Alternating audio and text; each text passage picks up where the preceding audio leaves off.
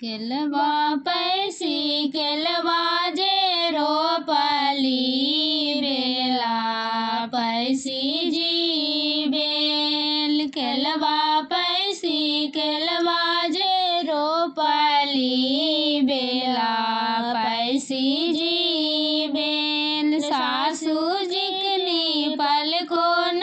लांगनु काएनु काउने कसुर सासू जिकनी पलको न लांगनु काएनु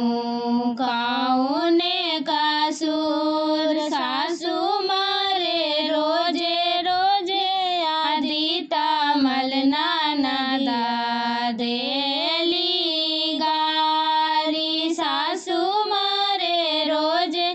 रोजे दीनानाथ नानदा देली गारी गोतनो बैजुनिया जी दीनानाथ बांजीन धैले जी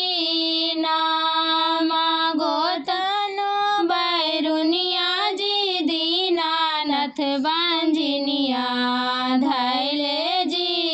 नामा से जाके पुखरवा जी आदिता माला धारा से जीनी काला से जाके पुरुखवा जी आदिता माला घारा से जीनी काला जी सबा के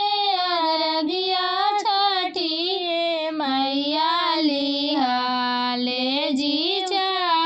चढ़ाय जी सबा के अरगिया छठी मैया लिहाले जी उठाय जी बांझिन के अरगिया जी दीनानाथ ठहरी जी सामाय बांझिन के अरगिया जी दीनानाथ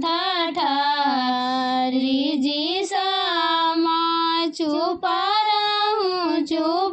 रहूं बांझिती वैया चरवा पोछा हो